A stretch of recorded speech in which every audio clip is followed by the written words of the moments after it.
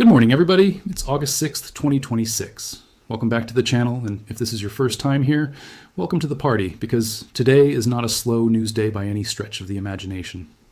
The United States military did not just strike a few radar dishes or knock out a couple of patrol boats this time. It went after the entire coastal defense architecture that Iran has spent 5 months rebuilding, and by the time the smoke cleared, there wasn't much of a network left standing. So here's the situation as of this morning. President Trump gave Tehran an ultimatum less than 24 hours ago. He told reporters flat out that the Strait of Hormuz is going to reopen very soon, or Iran is going to get hit very hard. His exact framing was that this was Iran's choice to make, not America's. He said the discussions happening right now with Tehran have actually been pretty good, but he made it crystal clear that if Iran backs out of their commitments the way they have every single time before, the response is coming. And it is coming harder than anything we have seen in this war so far. For anybody who has been watching this conflict since February, you already know exactly what that kind of statement usually means. It means the target folders are already printed, sitting on a desk somewhere in Tampa at CENTCOM headquarters, just waiting for a signature. Well, it looks like at least part of that order already went out, because reporting overnight indicates that American forces conducted one of the most concentrated strike packages of the entire war against Iran's coastal defense network, the very system Iran has been using to threaten commercial shipping, harass tankers, and hold the global economy hostage in the Strait as their own personal toll booth. We are talking about radar sites, anti-ship missile batteries, coastal surveillance nodes, and the small boat units that have been swarming merchant vessels since this thing kicked off back in February. If you have been following along, you know CENTCOM has hit these targets before in waves, but this latest campaign appears to have gone after the connective tissue of the whole system rather than just isolated sites, and that is a very different kind of strike.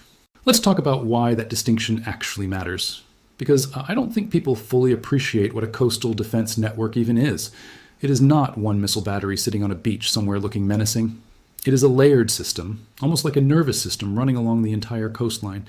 You've got over-the-horizon radar picking up ships as they approach the strait from out in the Gulf of Oman. You've got command and control nodes that take that radar data and decide which unit gets tasked to intercept or harass a given vessel. You've got the actual shooters, whether that's anti-ship cruise missiles tucked into hardened sites on islands like Greater Tunb and Abu Musa, or small fast attack boats loaded with rockets and explosives that swarm out of ports like Bandar Abbas. And then you've got the sensor-to-shooter link that actually ties all of that together in real time, so a spotted tanker gets a response within minutes, not hours. Take out one radar site and Iran can reroute around it the same day. Take out the network, the radars, the command nodes, and the boats all at once in a compressed time window, and suddenly the entire western approach to the strait goes dark for them. That's the difference between degrading a capability and obliterating one, and that's exactly the language being used around this latest wave. We've seen this kind of campaign build in stages before, and it's worth walking through the timeline so you understand just how methodical this has actually been. Back in July, CENTCOM hit roughly 140 Iranian military targets in a single wave, covering missile and drone sites, naval capabilities, ammunition storage, communication networks, and coastal surveillance locations. Just days later, they came back and hit close to 170 targets across 2 more rounds on consecutive nights. Then came the strikes specifically on Bandar Abbas, and the coastal defense and cruise missile sites on Greater Tunb Island, which CENTCOM said were meant to further degrade Iran's ability to threaten mariners transiting Hormuz. A little earlier in that same stretch, American forces went after Hangam Island near the Strait, another key node in that same radar and missile picket line. Each of these waves chipped away at pieces of the network like a boxer working the body round after round. What appears to have happened this time is different in scale, hitting the radar coverage, the missile batteries, and the boat pens together in the same window, so there's no time for Iran to patch one hole before the next one opens somewhere else. To really appreciate how we got here, it helps to rewind all the way back to how this war started in the first place, because the coastal defense network we're talking about today didn't exist in a vacuum. Back on February 28th, the United States and Israel launched a coordinated campaign against Iran that took out its supreme leader in a strike that stunned the entire region. Iran's answer to that was to declare the Strait of Hormuz closed just days later on March 4th, and to start attacking any ship that tried to move through it anyway. Within the first couple of weeks, there were already reported attacks on more than 10 vessels, with crew members killed on multiple ships. That's the moment the coastal defense network actually became the centerpiece of this entire war, because Iran realized early on that it couldn't fight the United States military head-to-head, but it could absolutely make every insurance underwriter and every shipping company on the planet terrified to send a tanker anywhere near that strait. That's asymmetric warfare in its purest form, and for a while, it actually worked. By April 13th, the United States responded by imposing a full naval blockade on Iranian ports, essentially flipping the script and trapping Iran's own shipping instead. From that point forward, this conflict became a grinding contest over that one stretch of water, with Iran trying to protect its coastal strike capability and the United States trying to methodically dismantle it wave after wave, month after month. Somewhere north of 80 vessels have reportedly been intercepted since that blockade began, with several outright seized, even as a relative handful of ships have slipped through using spoofed location data. Every single strike wave we've discussed today, Bandar Abbas, Greater Tum, Hengam Island, all of it sits on top of that same 5-month-long foundation of one side trying to choke the other financially, while both sides trade explosions along the coastline. Now here's where it gets almost comedic if it weren't so serious, because Iran's response to every single one of these strike waves has followed the exact same script, word for word, like they're reading off a laminated card taped inside the Situation Room in Tehran. Deny the damage in public, then quietly go looking for a way out in private. We saw it just last week when Iranian officials denied ever asking the United States to hold off on strikes, calling that claim a lie, while at the very same time their foreign minister was burning up the phone lines with Saudi Arabia and Pakistan's military leadership, essentially begging them to lean on Washington. It's the geopolitical version of someone insisting they're not upset while visibly shaking with rage in the corner of the room. You can say you're fine all you want, but the phone records tell a different story, and unfortunately for Tehran, we can all read the phone records at this point. And you have to remember what's actually at stake for Iran here, because this isn't really about pride or sovereignty the way their statements make it sound. It's about revenue, plain and simple. The naval blockade that the United States has maintained since April has been costing Iran roughly $500 million a day, according to American estimates. $500 million every single day, just draining out of an economy that was already struggling before this war even started. Shipping data has shown Hormuz traffic falling far below pre-war levels, nowhere close to the more than 100 vessels a day that used to move through that strait before February.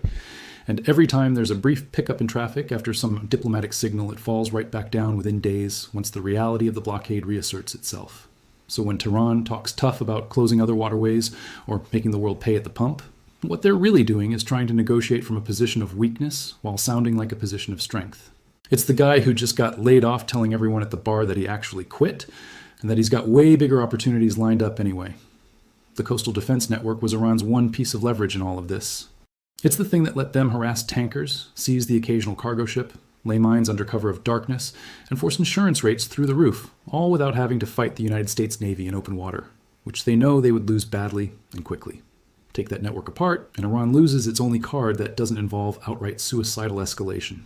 That's why this specific target set matters so much more than another round of strikes on empty desert bunkers or symbolic command buildings. This is Iran's leverage getting physically dismantled piece by piece, radar by radar, missile site by missile site, boat pen by boat pen. Let's get into some of the hardware actually doing this work, because it's worth understanding what's flying and sailing out there right now. CENTCOM has been running these strike packages with a mix of fighter aircraft, naval surface combatants, and for what appears to be the first time at this scale in this conflict, one-way attack aerial drones alongside one-way attack sea drones working together. That's a meaningful shift in how this campaign is being fought. Instead of only sending a manned fighter jet into contested airspace or risking a destroyer getting close enough to engage coastal batteries directly, you can now send a swarm of expendable drones in first to soak up whatever air defense is left, map out exactly where the remaining radar missions are coming from, and then follow up with precision strikes once the picture is clear.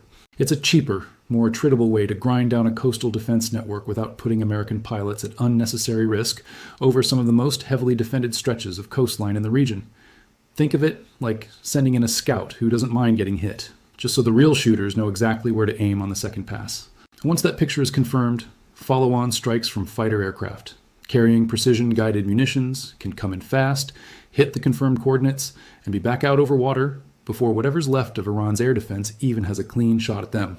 There's also a satellite and space-based tracking piece to all of this that doesn't get talked about nearly enough. Once a ballistic missile or a drone swarm launches from Iranian soil, that launch signature gets picked up almost instantly, and the targeting data gets pushed down to the units that need it, whether that's a Patriot battery protecting a Gulf base or a fighter aircraft already airborne looking for exactly this kind of trigger. That kind of sensor-to-shooter speed is part of why Iran's coastal batteries have had such a rough time of it lately. It's very hard to hide a missile launch site when the country targeting you can see it light up from orbit within seconds and cross-reference it against months of pattern-of-life data on that exact stretch of coastline. And on the naval side, you've still got carrier strike groups and amphibious ready groups postured throughout the CENTCOM area of responsibility, providing the F-35s, the F-18s, and the helicopter support needed to keep this blockade airtight around the clock. Whenever Iran has tried to run the blockade with a tanker slipping through the shadows, American vessels have been right there to intercept it. CENTCOM has put out numbers before showing dozens of vessels intercepted, several seized outright, even as Iran managed to sneak a handful through using tricks like manipulating their GPS transponders to make it look like they were somewhere they weren't. Clever, sure, in the same way a teenager sneaking out through the bathroom window is clever, right up until the moment their parents are standing right there waiting for them. Not clever enough to matter in the long run when the entire coastal network meant to protect those smuggling runs is getting dismantled in real time. It's also worth pointing out just how lopsided this fight actually is on paper, because that lopsidedness is exactly why Iran had to lean so heavily on coastal defense and asymmetric tactics in the first place. Iran's blue water navy was already a shell of a real fighting force before this war even started, and 5 months of strikes have degraded what little integrated air defense it had left to the point where American bombers have been able to fly directly over Iranian territory at altitude without serious opposition. Meanwhile, you've got regional partners like Jordan intercepting Iranian ballistic missiles fired their way, and the UAE alone has reportedly knocked down hundreds of ballistic missiles and thousands of drones aimed in its direction using American-supplied Patriot and THAAD systems. When your neighbors are shooting down your missiles for sport using hardware you can't match, and your own coastal network just got taken apart in a single coordinated wave, you don't have a lot of good options left on the table. You basically have two options: negotiate for real, or keep making noise until somebody decides the noise itself is a target worth silencing. Now, I know some of you are going to ask, what about all those previous ceasefires? Didn't we already have a deal back in April? And yes, technically there was a ceasefire that held for a while starting in April, but if you've been paying attention to this entire war, you know that a ceasefire in this conflict has meant something closer to a tactical pause than an actual end to hostilities. We have seen this exact pattern repeat itself over and over. Iran gets hit hard. Iran suddenly discovers a newfound interest in diplomacy. A pause gets negotiated, and then within weeks, Iran is right back to launching drones at Kuwait or lobbing ballistic missiles at a base in Saudi Arabia. It's the same cycle every single time. Buy time, regroup, rebuild what got destroyed, and wait for the world's attention to drift elsewhere onto whatever the next headline is. Except this time, the coastal defense network that they were counting on to rebuild around is now sitting in pieces, which changes the math for the next round of this cycle in a pretty significant way. Let's talk about what happens next, because this is the part that actually matters. For anyone with a stake in global energy markets, and honestly, for anyone just trying to figure out gas prices heading into fall, because a choke point that handles a fifth of the planet's oil and gas does not stop mattering just because the news cycle moves on to something else next week. 20% of the world's oil and natural gas used to move through that strait before this war began. Every time the coastal defense network gets weakened, the risk premium on shipping through Hormuz theoretically should come down, because there are fewer platforms left for Iran to threaten tankers with. But markets don't always move that cleanly, especially when you've got a regime that has proven time and time again that it will keep escalating right up until the exact moment it decides to fold. So don't be shocked if we see a short-term spike in rhetoric out of Tehran, even as their actual capability to back that rhetoric up keeps shrinking. That's not strength, that's the exact opposite. That's a cornered animal making noise because it has nothing left to hit you with except noise, and noise doesn't sink tankers.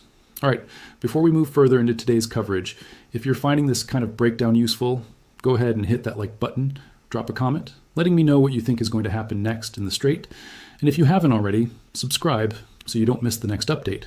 Because this situation is moving fast, and I guarantee you there's more coming this week, probably before some of you even finish watching this video. Let's shift over to the global picture for a moment, because Iran is not the only place where things escalated significantly in the past few days, and honestly, if you're only watching the Gulf right now, you're missing a whole second and third front that are heating up at the exact same time.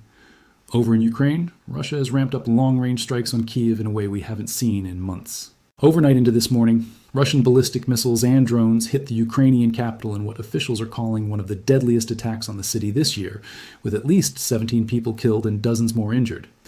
What makes this particularly dangerous for Ukraine is the timing, because President Zelensky has openly said his country is running critically low on interceptor missiles for its Patriot air defense batteries, meaning a growing share of incoming Russian missiles are simply getting through unopposed instead of being knocked out of the sky the way they used to be. Ukraine has been trying to raise the cost of this war for Moscow in return, striking warehouses and logistics hubs deep inside Russian territory. including facilities tied to major retail and supply chains that keep the Russian economy humming along. Both sides are now trading long-range blows far behind the actual front line, and civilian casualties are mounting on both sides of that exchange. Just a day earlier, long-range strikes killed people on both sides in a single overnight stretch, with Ukrainian drones hitting warehouses deep inside Russian territory while Russian missiles kept pounding Ukrainian cities, and Russian officials claiming they knocked down over 600 drones in one night alone, which should tell you something about the sheer scale of these exchanges now. It's a grim reminder that while all the attention this week has been on the Persian Gulf, there's an entire second major war grinding on in Eastern Europe, with its own escalation clock ticking right alongside it, and neither side is showing any real sign of slowing down heading into the fall. And then there's the Pacific, where things have quietly gotten a lot more dangerous over the last couple of weeks while everybody was watching Hormuz. Tensions between China and the Philippines in the South China Sea have entered what analysts are now calling a more dangerous phase, with both governments digging into increasingly uncompromising positions. There's been a string of confrontations at Scarborough Shoal and Second Thomas Shoal, Chinese Coast Guard vessels harassing Philippine ships, water cannons, dangerous maneuvers, even a sailor getting injured in one of these encounters. Here's the part that should really get your attention, though. Some policy analysts are now openly floating the theory that Beijing is acting more aggressively, specifically because it believes the United States is too consumed with the Persian Gulf right now to respond decisively in the Pacific, even with a mutual defense treaty on the books with Manila. Whether or not the theory is exactly right, it tells you something important about how the rest of the world reads an American military that's fully committed to one theater. Adversaries watch for exactly that kind of opening, and right now more than one of them appears to be testing it at the same time.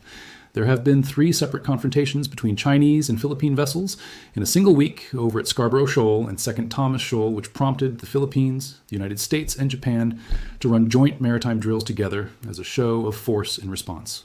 Diplomatic talks over an actual code of conduct in those waters remained completely stalled, and honestly, most regional experts don't think that document is getting signed anytime soon, regardless of what's happening in the Gulf. But the pattern is worth sitting with for a second. Iran leans on its coastal network to raise the cost of American presence in one ocean, while China leans on Coast Guard harassment tactics to slowly grind down Philippine resolve in another ocean. And both of them are watching the exact same overstretched American attention span to see how much room they actually have to operate in. That's the real cost of a 5-month war that never seems to fully end. It's not just the $500 million a day draining out of Tehran's accounts. It's the bandwidth of an entire global security apparatus getting pulled toward one choke point, while 2 other choke points, one in Eastern Europe and one in the South China Sea, quietly heat up in the background. Nobody plans a 2-front war on purpose. Sometimes it just shows up because everybody else in the neighborhood notices you're already busy, and everybody in that neighborhood right now is taking notes. Now let's get into the section where we connect the dots that most people watching the headlines are going to miss entirely, because there's a pattern here that tells you far more than any single strike report does. Notice the timing of Trump's ultimatum yesterday. He didn't just casually mention that Iran needs to reopen the strait. He tied it directly to a threat of renewed strikes issued in a public interview on the same day that reports emerged about ongoing talks between Iran and Oman over some kind of safe passage framework for the strait. That's not a coincidence, that's pressure, applied at the exact moment a diplomatic track is active. It's a classic play. Keep the military boot pressing down on the negotiating table so the other side feels the clock ticking in real time, not just in theory. And when you line it up against Iran's public denial that any direct talks are happening with Washington, even while their foreign ministry keeps quietly working regional back channels through Oman, you start to see the exact same deny in public. Negotiate in private pattern we've watched them run since March. This regime cannot afford to look weak to its own population, so it screams defiance for the cameras while its diplomats scramble behind the scenes for anything that stops the bleeding. Because $500 million a day does not care about pride, and it definitely does not care about laminated talking points. You can even trace this exact behavior pattern back through the entire war if you line up the dates. In March, Iran got a 5-day pause right as a deadline over energy infrastructure was about to expire. In April, that turned into a full ceasefire after a threat that a whole civilization would not survive the night if the strait stayed closed. Then by May, reporting showed that pause had already cost the United States close to $5 billion in lost pressure, while Iran quietly used the calm to reposition assets. Now here we are in August, same offer on the table, in almost the same words, immediate, complete, and total opening of the strait in exchange for an end to the nuclear threat. If you didn't know the dates, you could almost mistake this week's headlines for a rerun of March, right down to the same phrases showing up in the same order, the same warnings about civilization and hell in locked and loaded language, the same 48-hour countdowns that somehow always seem to end with one more round of talks instead of one more round of bombs. The only real difference this time is that the thing Iran used to buy itself room to maneuver during every single one of those previous pauses, the coastal defense network, is the thing that just got dismantled before they even got to the negotiating table. Here's the other piece of this puzzle that connects directly back to the coastal defense network story, and it's the piece I think matters most going forward. Every previous time Iran has agreed to some kind of pause, they've used that window to rebuild exactly what just got destroyed. We know from reporting around the earlier April ceasefire that senior IRGC commanders were literally on the phone with proxy groups during that supposed calm period, coordinating how to expand the conflict rather than end it, all while publicly thanking mediators for the peace. So if this coastal defense network really has been obliterated the way early reporting suggests, the real test isn't whether Iran screams about it today. The real test is whether the next ceasefire, if there even is one, gives them enough breathing room to quietly rebuild those radar sites and missile batteries from scratch, the same way they've tried to do after every single strike wave before this one. That's the cycle to watch. Not the headline explosion footage, but whether Tehran gets handed another window to reconstitute what America just spent this campaign tearing apart, brick by brick, radar dish by radar dish. There's also a resource question buried in all of this that doesn't get talked about enough. Rebuilding a coastal defense network isn't cheap and it isn't fast. You need replacement radar arrays, which increasingly have to come through sanctioned supply chains that route through third countries.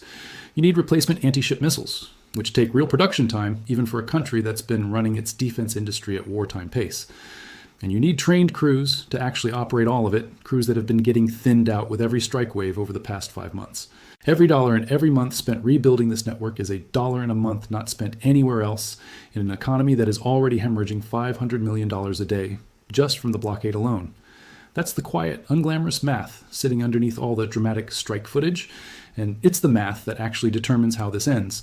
There's a comparison worth making here to how quickly these kinds of networks can and can't be rebuilt historically. Air defense and coastal radar systems are not like a bridge you can rebuild with concrete and steel in a few weeks. They require specialized components, calibrated software, and trained operators who understand how to fuse data from multiple sensors without creating blind spots. Even countries with far deeper industrial bases than Iran's have taken years to fully reconstitute integrated air and coastal defense networks after major losses. Iran doesn't have years. It doesn't even have months. Not with $500 million a day bleeding out of an economy that was already showing cracks before this war started. Every week this blockade continues is a week where the gap between what Iran needs to rebuild and what Iran can actually afford to rebuild gets wider, not narrower. And that gap is really the entire ballgame here. And that's really the strategic question hanging over everything right now. Is this the strike wave that finally forces Iran into a real, lasting deal on Hormuz because their one meaningful piece of leverage is now in ruins? Or is this just the latest chapter in a 5-month-long cycle of escalate, pause, rebuild, repeat, where the coastal defense network gets rebuilt in the shadows the moment the world's attention moves somewhere else, whether that's Ukraine or the South China Sea or whatever else grabs the headlines next week? Trump has made it clear the offer on the table includes a complete and total reopening of the Strait, along with an end to Iran's nuclear ambitions. And he's made it equally clear that if Iran walks away from that offer again, the response is going to be significantly harder than anything we've seen so far. Given everything this network was just put through, it's genuinely hard to see what exactly Iran has left to negotiate from, other than desperation and a very well-practiced script of public denial. So what do you all think happens from here? Do you think this strike campaign was decisive enough to actually force Iran's hand into a real and lasting deal? Or do you think we're just watching another turn of the same wheel, where Tehran quietly rebuilds this network the second the pressure eases up even slightly? Let me know what you think in the comments below. I always enjoy reading through what you all think is coming next, and if you found this breakdown helpful, share it with somebody who's been trying to make sense of what's actually happening in the Gulf right now, because there's a lot of noise out there and not a lot of people actually connecting these dots the way we just did. Thanks so much for watching, and I'll see you in the next one.